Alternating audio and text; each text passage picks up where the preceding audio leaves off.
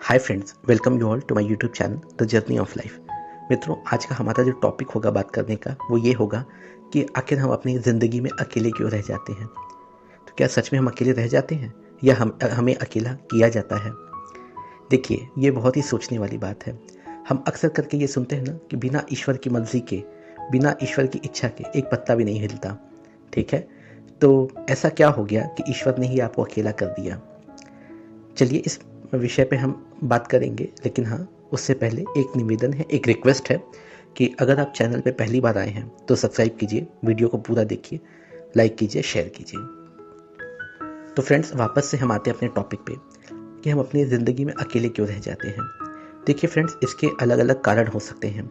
हर किसी की जीवन के संघर्ष अलग होते हैं, हर किसी का जीवन अलग होता है और हर किसी की जीवन में आने वाली जो घटनाएं होती हैं वो भी अलग अलग होती हैं। ठीक है, तो इसके कई कारण हो सकते हैं, लेकिन आज मैं आपसे 3 ऐसे कारण बताऊंगा, ठीक है, जो आपको ये सोचने पे मजबूर कर देगा कि आखिर आप इस ज़िंदगी में अकेले क्यों रह गए। ठीक है, इसमें सबसे पहला कारण क्या है?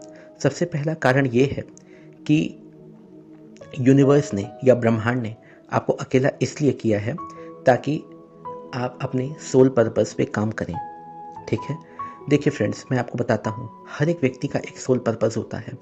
जब हमारी आत्मा इस शरीर में आती है और जन्म लेती है तो आने से पहले इस आत्मा ने एक निर्धारित किया होता है कि ये मेरा काम है और धरती पर जाकर के मुझे ये काम करना है। लेकिन जन्म लेने के बाद फिर जिस तरह से हम अपनी सोसाइटी में पलते बढ़ते हैं ना, तो सोसाइटी ही हमें इस तरीके से पालती है ना कि हम अपने सोल पर्पस को ही भूल जाते हैं कभी कभी। और देखिए, जब कभी भी हम अपने सोल पर्पस को भूल जाते हैं ना, तो हमें अपनी लाइफ में बहुत सारी मुश्किलों का सामना करना पड़ता है।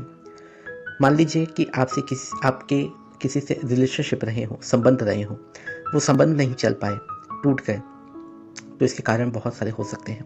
लेकिन एक कारण हो सकता है कि आपको अपने सोल पर्पस पे काम करना है और जिसके साथ आप रिलेशनशिप में थे ना, वो आपको आपके सोल पर्पस से भटका रहा था, आपको डिस्ट्रैक्ट कर रहा था। बिल्कुल ऐसा भी होता है। ठीक है, तो अगर कोई भी सोल या कोई भी व्यक्ति आपको आपके सोल पर्पस से भटकाना चाहता है ना, तो ईश्वर खुद ही उससे अलग कर देते हैं आपको। ठीक है, दूसरी चीज़ होती है स्पिरिचुअल अवेकनिंग, यानी कि आध्यात्मिक जागृति। देखिए फ्रेंड्स, हम एक बात ये मान के चलें कि हमारी जो आत्मा है वो इस धरती पर कई बार आ चुकी है। ठीक है, हमें लगता है कि हमारा जीवन इस दिन से शुरू हुआ और जब हम मर जाएंगे तो हमारा जीवन खत्म हो जाएगा। खत्म होगा सिर्फ हमारा शरीर, आत्मा नहीं।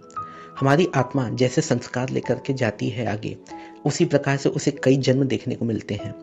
हर एक आत्मा चाहती है कि वो इस जीवन और मरण के चक्र से मुक्त हो जाए और इससे मुक्ति का सिर्फ एक ही मार्ग है, वो है स्पिरिचुअल अवेकनिंग, आध्यात्मिक जागृति। अगर इस जीवन में आप अकेले रह गए हैं या आपको अकेले ही अच्छा लगता है, तो आप मान के चलिए कि आपकी स्पिरिचुअल अवेकनिंग या तो हो गई है या तो होने ही वाली है बहुत जल्दी। ठीक है, आपकी आध्यात्मिक जागृति होने वाली है और अब ईश्वर चाहते हैं कि आप उसी रास्ते पर आगे बढ़िए, अकेले, बिल्कुल अकेले। एक मशहूर कवि हैं, आप जानते होंगे, रविंद्रनाथ टैगोर जी को। उनकी कविता है ना, एकला चलो रे। बिल्कुल हमें भी अपने जीवन में अकेले चलना है, क्योंकि हम जिस पथ पर आगे बढ़ना चाहते हैं, जिस मोक्ष के मार्ग पर हम आगे बढ़ना चाहते हैं ना, वहाँ पे कोई और हमारा साथ नहीं देने वाला है, वहाँ हमें अकेले ही चलना है। तो ये दूसरा पॉइंट हो गया। तीसरा पॉइंट यहाँ पे मैं आपको बताना चाहता हूँ ना कि कभी कभी हम खुद के ही कारण से अकेले रह जाते हैं। हमारे अंदर का जो ईगो है, या मैं कहूँ सेल्फ रिस्पेक्ट, वो ही हमें अकेला कर देता है।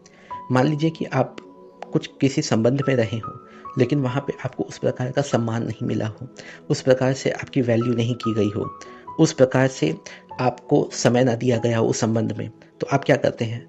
आप धीरे धीरे उससे दूर होने लगते हैं और एक समय के बाद आपका वो संबंध, आपका वो रिलेशनशिप खत्म हो जाता है। ठीक है, अक्सर करके बहुत सारे रिलेशनशिप, बहुत सारे संबंध इसलिए भी खत्म हो जाते हैं ना, क्योंकि वहाँ पे जो सेल्फ रिस्पेक्ट है वो आड़े आ जाता है। ईगो एक अलग चीज़ होती है। ईगो में ये होता है कि अगर वो व्यक्ति मुझसे बात नहीं करना चाहता है तो मैं क्यों बात करूं। लेकिन सेल्फ रिस्पेक्ट वो होती है ना कि अगर आप बार बार कोशिश कर रहे हैं उससे बात करने की और उसके बाद भी अगर वो आपको नज़रअंदाज कर रहा है, ठीक है, तो वहाँ पे आप अपना रास्ता अलग कर लीजिए, ज़्यादातर लोग अपने रास्ते को वहाँ पे अलग कर ही लेते हैं और इसीलिए वो अकेले रह जाते हैं।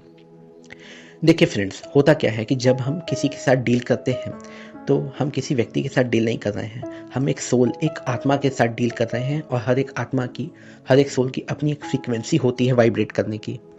सबकी अलग अलग वाइब्रेशंस होती हैं। तो वाइब्रेशंस के हिसाब से जब किसी एक आत्मा की वाइब्रेशन किसी दूसरी आत्मा की वाइब्रेशन से मैच नहीं करती है तो वहाँ पे उन दोनों में दूरियां आने लगती हैं। तो बिल्कुल यही आपके साथ भी हो रहा है अगर आप किसी संबंध में ज़्यादा समय तक नहीं रह पाते हैं तो। इसके अलावा और भी बहुत सारे कारण हैं, लेकिन ये जो 3 कारण थे ये बिल्कुल मुख्य कारण थे। ठीक है, तो फ्रेंड्स, अगर आपको वीडियो पसंद आई हो तो प्लीज़ लाइक करके जाइएगा, कमेंट भी कीजिएगा। Thank you so much. God bless you all.